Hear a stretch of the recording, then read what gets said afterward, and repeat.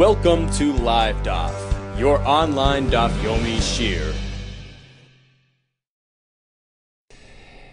Shalom Aleichem and welcome back to today's Daf Hayomi, SOTAH Lamed Zayin. We are holding on Lamed Vav Amud Beis on the second line from the bottom of the Amud. Yehuda Maihi. So you mentioned yesterday that Yehuda was Mekadesh Shem Shamayim Bifar Hesya. He sanctified Hashem's name in public. He sacrificed for Hashem, and therefore he was named after Hashem. So the name Yehuda, which was given to him, was in anticipation of this Kiddush Shem Shamayim. The name Yehuda contains the four letters of the Yud Kei Vav Kei Hashem's name. Says the Gemara, okay, where do we find that he was Meiser Nefesh? He was Mekadesh Shem Shamayim in public. Yehuda Maihi. This was actually at the time of Kriyas Yamsuf. The Sanya, listen to this brisa. Haya Rab Meir Omer. Rab Meir used to tell us as follows: Kasha Amdu Yisrael al Hayam, when the nation was standing at the edge of the Yamsuf. Hayu Shvatim Menatzchim Ze'emze. There were two tribes carrying on a debate, challenging each other. The Iyun Yaakov says, was speaking about Shevet Reuven, which was the Bechor, the firstborn, versus Shevet Yehuda, who perceived himself as the leader of Klal Yisrael. And the question was, who's going to lead the nation into the Yam? Ze'omer, one says, Ani Yeret Chila, I enter first. V'ze Liyam. V'ze'omer, the other one responds, Ani Yeret Chila Liyam, I'm the one that should enter first. And as this is going on, somebody else took initiative. Shiv Teishel Binyamin. V'yard Liam Tchila. Shevet Binyamin jumps right in there. Shanemar, as the pasuk says, Sham Binyamin Tzoyer, even though he was the youngest. Roy Dame. What does that mean? I'll take Roy Dame instead of Roy Dame. Ella Raid Yam. So he jumped into the Yam. V'hayusari Yehuda Roig Mimaisim, and the elders and the officers of Yehuda were quite upset that Binyamin usurped them, and they stoned them. Shenemar sorry Yehuda rig masam. Because Binyamin jumped in and took initiative. Zocha Binyamin at Sadik v'nase ushpizechan legvura. That's why Shevet Binyamin was zeiche to host the kedusha of Hashem, to host the Aron, the Luchais. As we know, the Kodesh HaKadoshim and a large part of the Beis HaMikdash was actually built on the territory belonging to Binyamin, and this was as a result of this Mesiras Nefesh jumping ahead into the Yamsuf. Shenemar, being safe of Shachin, Hashem rests between his shoulders inside his territory. That's Reb Meir's opinion, that Binyamin took the first leap. Amalei Rabbi Yehuda. Rabbi Yehuda disagrees. He held that actually it was somebody from Shevet Yehuda that took initiative. That's not how the story took place. Ella, rather, it was as follows. They were saying, no, I'm not going to go in first. Nobody wanted to go in. Because the pasuk says like this. Hashem says, explains the Eitz Yosef. Hashem is telling them to come into the Yam, b'yabasha. So everybody's thinking, okay, first Hashem splits the sea, dries it up, and then we go through. That's what Hashem meant. First the nace, and then we go in. And that's why everybody was hesitating. Kafatz Nachshen ben Aminadav. Suddenly Nachshen ben Aminadav, who comes from Shevet Yehuda, took his leap into the Yam, v'yard liyam tchila, because he held that first we need Mesiras Nefesh. Hashem never meant, split first, and then we enter. First we have to enter. First you have to jump in, and then Hashem will split it. So he jumped right into the water. Shenemar, Sivavuni bechachash Ephraim b'mirba beis Yisrael. All these shvatim were standing around hesitating, which reflects a slight lack of full trust in Hashem. They hesitated to actually take the initiative to really go into the water. Of course, it was based on their interpretation of the pasuk, as we explained, but it seems like there was an underlying lack of absolute faith and trust in Hashem, and therefore they stood by the sidelines. And who jumped in? Yehuda. Oid Rad im Kale. So he jumped in, and he was with Hashem. It was an expression of absolute emunah and betachon in Hashem, jumping in with that assuredness that Hashem will deliver. V'alav mefarish b'Kabbalah. Regarding this event, we have the pasuk in Tehillim. Hashe'eni alakim kibo mayim ad nafesh. Save me, Hashem. I'm up to here, almost drowning in the water. To vate bivein metzula vein mamad al tishtafeni shibolas mayim vate b'leini metzula. Don't allow the waters to overcome me. At that very moment, Moshe is continuing in his tefillah. Hashem, save us from the Mitzrayim, split the sea. Hashem responds, now is not the time to daven, now is the time for action. Show Mesiras Nefesh. Show your commitment and your trust in Hashem. My dear ones are drowning in there, and you're involved in prolonged prayer. Lefanai, before me. Amar Lefana. But Rebbeinu Shalom, Moshe responds to Hashem. Hashem, Umam B'yadei says, what am I to do now? Amar Le, he says, go ahead, travel. Davar b'nei Yisrael v'yiso. Tell everybody to go right in there. V'at haram esmatcha u'neteis yadcha. And you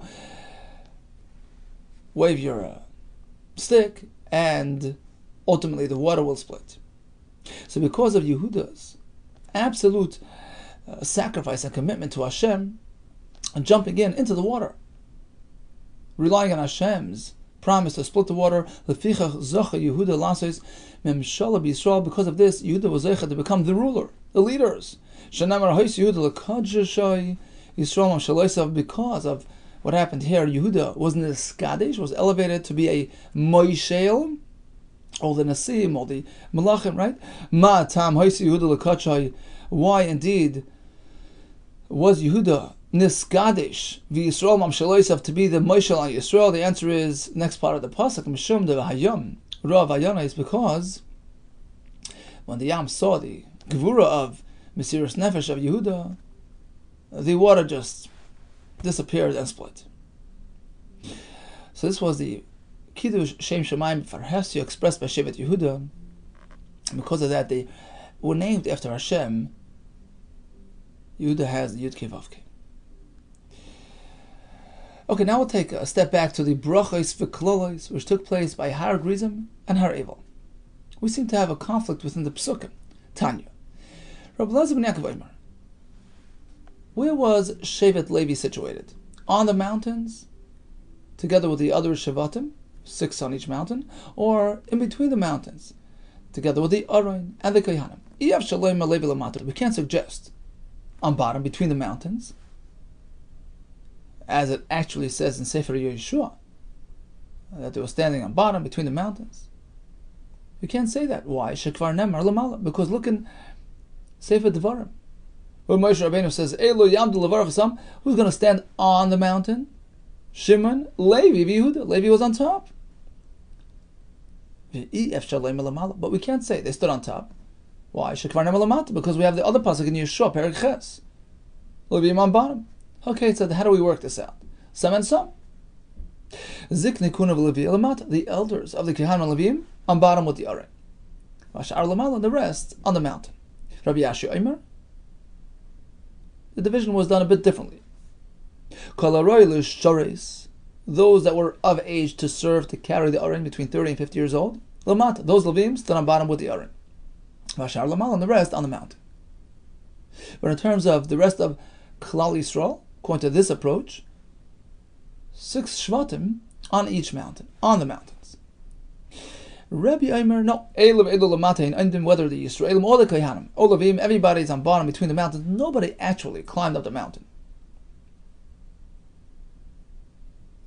Hafcha paneim klapi har grizim, upascha b'bracha, klapi har evel, upascha b'klala.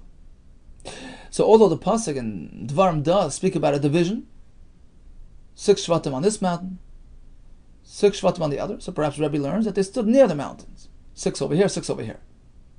And when it came to actually saying the Bracha and Klala, the Levim turned and faced each mountain respectively. So we had the Bracha when they were faced Har Grizim, and the Klala when they turned to Har Evel. Although the pasuk says that the Shvatim stood on Al the mountain. My umay al can sometimes mean nearby. Al means besamach. The sign is we find by the lechem aponim. V'nosata ala mareches levenazaki, meant to place on the breads this pure levoinus, pure spice. On the breads? No. Rabbi Eimer, al really means besamach, nearby, on the table, right next to the breads. You're suggesting al means nearby. Perhaps it means literally on top. Not necessarily. We find elsewhere that al can mean nearby. You meant to spread the curtain in the Mishkan, al ha'aron, on top of the aron, but it wasn't on top. It was a divider between the rooms. It was a vertical curtain between the Kodesh and Kodesh HaKadoshim. So why does it say al ha'aron? Nearby. Apparently al can mean besamach. So we have two schools of thought here regarding the positioning of Bnei Yisrael by Har Gerizim and Har Eivel. According to the first approach, which was the sugi up until today, 6 Shvatim stood on each mountain, Kohanim and Levim on bottom. Which Levim? We have two approaches here, whether it was the Zakenim on bottom or the Ruim L'Sharis. According to Rebbe, nobody actually mountain climbed. Everybody stood between the mountains, 6 on either side, and the Levim would turn towards each mountain when they would make the bracha and the klala. Havcha paneim klapi Har Gerizim pascha bracha b'chol. Tan rabbonon baruch bechlal, baruch befrat, arur bechlal, arur befrat. Explains Rashi. We have a list of 10 arurs in the Torah. 10 curses applied to various violations, right? And the last of which is arur asher lo yakum es tivra Torah zois. A klala applied to one who rejects the Torah in its totality. So we learn from here that the brachas and klalis were applied in a general sense and also in a specific sense. You keep this specific mitzvah, you have earned a bracha on account of this specific aspect of the Torah. But also remember, this piece of the puzzle is part of the broader puzzle, is part of the bigger picture. By fulfilling this, you're also contributing to fulfillment of the entire Torah. So everything has two aspects to it, two angles. The specific sense and a general sense. And there's a bracha applied to both, and chas v'shalom and arur, a klala, applied to both as well. So basically every mitzvah contained within it the potential for bracha on account of that specific mitzvah in a specific sense, and also because being that it's part of the whole Torah, fulfillment of this mitzvah is in a sense really a partial fulfillment of the entire Torah. Right? So there's a double bracha earned, and on the flip side a double klala if violated and rejected. Right? So that's how you get baruch bechlal, a bracha for keeping part of the bigger picture. Baruch asher yakim divrei ha-Torah, and baruch befrat, and a specific bracha on account of this specific deed, specific mitzvah. And on the flip side, you have oror bechlal, rejecting of a mitzvah, doing an avera, brings about a general oror, because this is a negation of the entire Torah, because everything that we do is part of the entire Torah, so it sort of negates the bigger picture as well, on top of the fact that it's oror befrat, is an oror on account of this specific thing that he did. So we have a four-pronged commitment there. A double baruch versus a double orur. We're not done. Every single mitzvah that we do contains within it 4 aspects: learn, teach, review and have clarity, and actually bring it to action. Lilmaid or lelamed lishma v'lases. Hari arba. There you have 4 aspects within every mitzvah. Now, every mitzvah involves a quadruple commitment, as we said before. Baruch, klal and prat, and oror, klal and prat. So you have arba, You have 4 commitments for the first part of the mitzvah, for the first aspect, l'ilmod. And then va'arba, another 4 commitments pertaining to the second aspect of the mitzvah, which was l'lamed, and so on and so forth. Right? So you have 4 and 4 so far, it's 8, harish shmoina. Now you take these shmoina, these 8, and you add more. We have another 2 aspects within every mitzvah. Lishmar and lasis.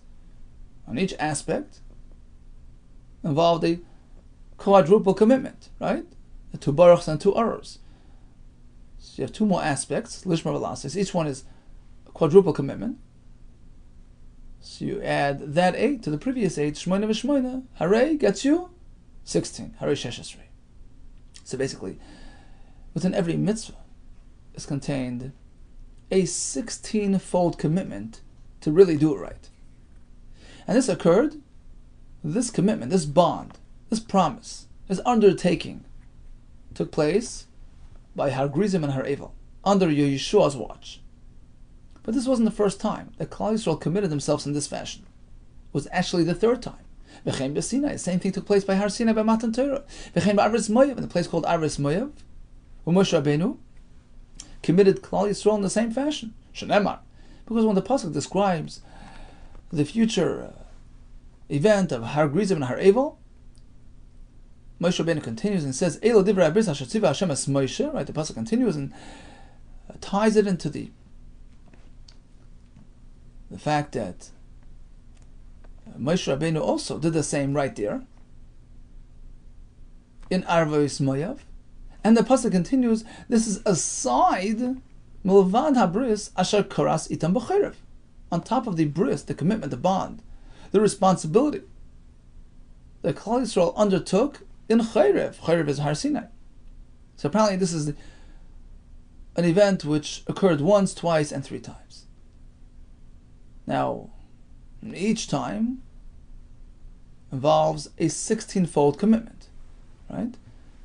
Times 3, how much does that get you? 48. Nimtza memches brisois al kol mitzvah mitzvah. This resulted in a 48-fold bris, bond, commitment, promise per mitzvah. So one is Har Sinai, other one is Arvos Moav, and thirdly, Har Grizim and Har Evel. Reb Shimon moitzi Har Grizim, Har Evel. He deletes the 3rd one, and instead he inserts Umachnos Oyel Moed Shebimidbar. He held that first Hashem taught Moshe Rabbeinu everything by the Matan Torah, and they undertook to keep everything properly. And then there was sort of a review again when the Mishkan was built, and in the Mishkan Hashem reviewed everything with Moshe Rabbeinu, and they went through the entire commitment again. So that's number 2. So you have Sinai number 1, Oyel Moed Midbar number 2, and then thirdly, Arvos Moav. Now what happened to Har Grizim? And Rashi explains because by Har Grizim, Yeshua didn't really demand that they commit.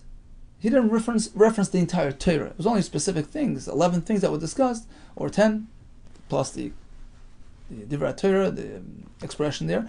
So bottom line is, it wasn't a direct reference to every specific mitzvah, and therefore it doesn't belong on the list.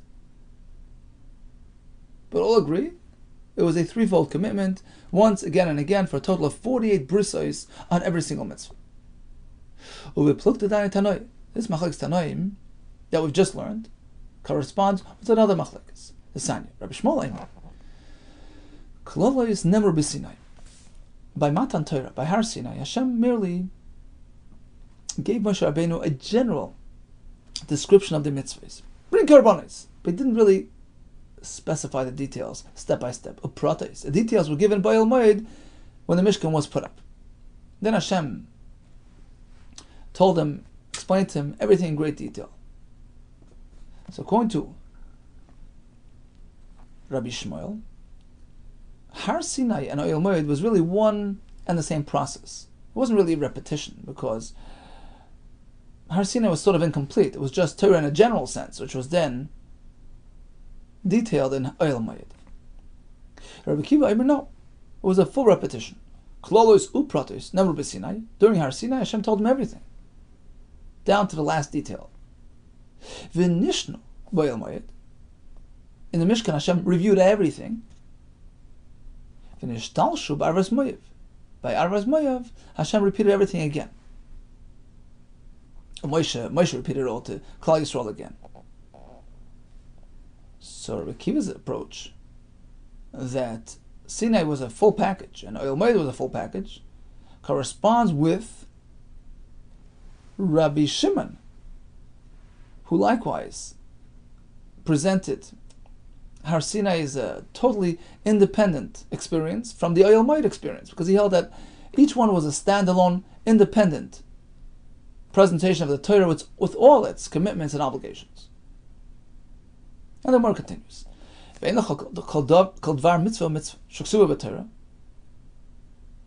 isn't even one mitzvah in the Torah which has less than 48 brisais attached to it, as we explained before. But just 48, no more. Rabbi Shimon ben Yehuda Ishkvar Akoy Amar, he said, Mishum Rabbi Shimon, it goes way more than that. There isn't a single mitzvah in the Torah without 48 commitments, but it's 48 times the entire number of Klal Yisrael. Shal sheish meis elef u'shleishes alafim v'chamesh meis v'chamishim. Klal Yisrael was 603,550. Take that number and you multiply 48 by that number. Why? How do you get to so many? The answer is because at that point, when Klal Yisrael crossed the Yarden, they took responsibility not only for their own personal actions, but also for their friends' actions. Every Yid became a guarantor. He's committed to influencing others, taking responsibility for his fellow Jews' actions. So it's 48 commitments multiplied by members of Klal Yisrael. Amar Rabbi. Rabbi Shimon ben Yehuda Ishkvar Akoy, according to this opinion, Amar, who said Mishum Rabbi Shimon, so you end up with this grand total of commitments. Every mitzvah in the Torah has so many commitments to it. 48 bonds, 48 brisais, multiplied by the members of Klal Yisrael, shal sheish meis elef u'shleishes alafim v'chamesh meis v'chamishim, 603,550 times 48 nimtza. That leaves us with a grand total. L'chol echad ve'echad miYisrael, every single member of Klal Yisrael has sheish meis elef u'shleishes alafim v'chamesh meis v'chamishim, 603,550. So it almost sounds like Rebbe just repeating the words of the Tanakama. Might be nice. What's the difference? What's he adding here? Amar Rav Misharshir. Listen to this. A very grand nafkamina. Tanakama held. Sure, every member of Bnei Yisrael undertook his own personal obligations and also responsibility for his fellow Jew. Arva, right? But Rebbe now adds another new dimension, which expands this thing exponentially. I mean, we're talking about millions of commitments. Why? Va'arva da'arva. According to Rebbe's approach, this Tana held, not only am I responsible for myself, my own actions, that's given. That's a given. I'm also an Orev, I'm responsible for your actions. So, however many members of Klal Yisrael there are, 650,000, etc., times 48, because each mitzvah has that many brises. But he took it a step further. Arva da arva. You remember that you, the other Yid, are responsible not only for yourself, but you have a responsibility for your fellow Jew as well, and I'm also responsible for that. So I have a triple responsibility. Myself, all of Klal Yisrael, and their obligation to be responsible for their fellow Jews. So it's basically 48 times the number of Jews. Now that would address my fellow Jews' responsibility, but multiply that once again by 603,000, because each one of my fellow Jews has his own responsibility to his fellow Jews. So it's a triple responsibility, which is a pretty grand total responsibilities. That's the difference here between these two Tanaim. When a person does something, he influences others. He has ashpah and everybody around him. So yeah, it's not just what we do personally for ourselves, but whatever we do affects others, and that has to be kept in mind. Darash Rabbi Yehuda ben Nachmani.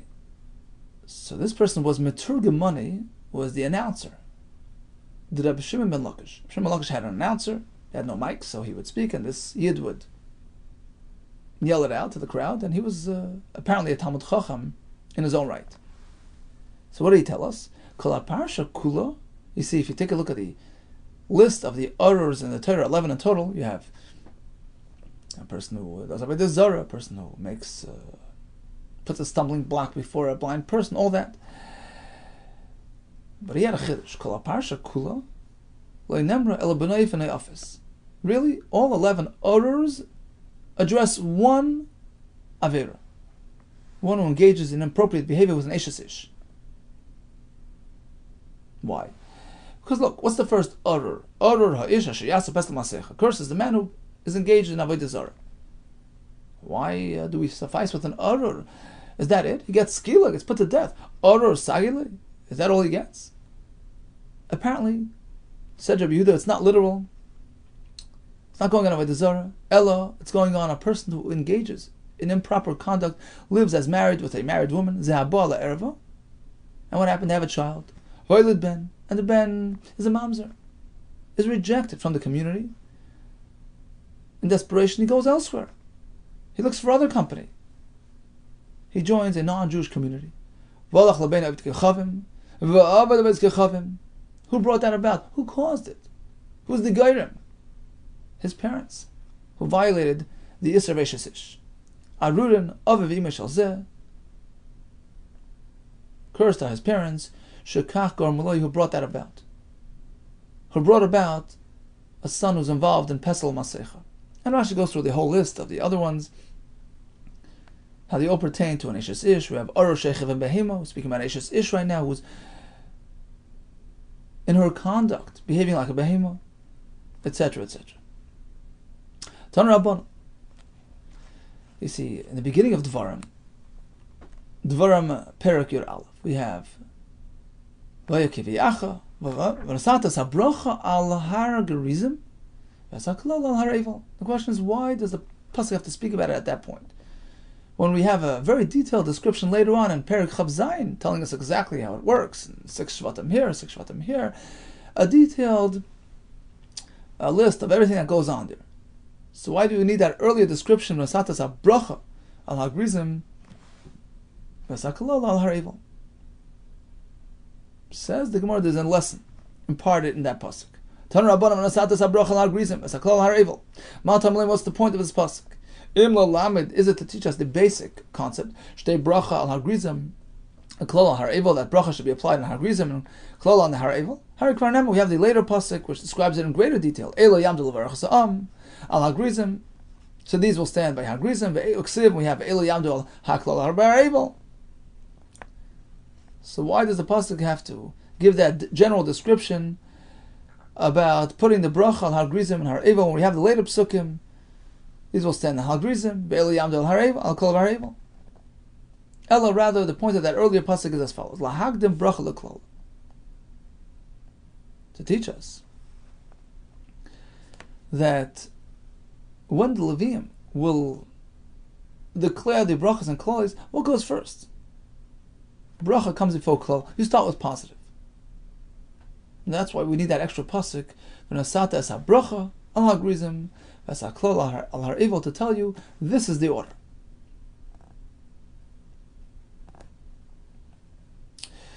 Says the Gemara, Yach, perhaps based on this, you kol ha-brachos koid misl klalis. Perhaps first you go through the entire list of 11 brachos, and then you switch to the klala mode. Right? First all the brachos, and then the klalis. No, Talmud Leimar, that's where the pasuk expresses it in singular form. Bracha v'klala, right? Bracha achas kademus l'klala. Only one bracha comes before the klala. So it's bracha, klola, bracha, you alternate. Evein kol brachos, koidmes leklolos, rather than all the brachos and then move on to the klolos. You don't do it that way. You go bracha, klola, bracha, klola.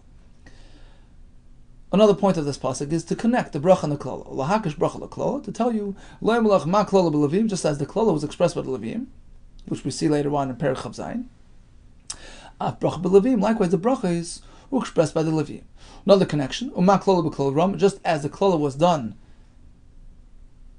loud, so it says v'ona levim kol ram, right, by the klolis. Af bracha b'kol ram, likewise the brachos was said in high volume. Uma klola b'lashon hakodesh, just like the klola was b'lashon hakodesh, because we learned from the pasuk kol ram, right, we had in the beginning of the perek. Af bracha b'lashon hakodesh, brachos were said in lashon hakodesh as well. Another connection, uma klola b'chlalo prat, just as we have the general klola and the specific klola, as we said before. Af bracha, likewise, when we say the brachas, we should know it incorporates both aspects. There's a bracha for the larger, bigger picture of keeping the Torah, b'chlal, and also a prat pertain to the specific act that you do. One final connection, uma klola elu v'elu einin amen, just like by klolis, both groups answer their amen, as the pasuk explains. Af bracha, likewise by bracha, which is not really, the brachas aren't really articulated in the psukim. We know that there are brachas because it says you should have brachas and klolis, but the brachas aren't really.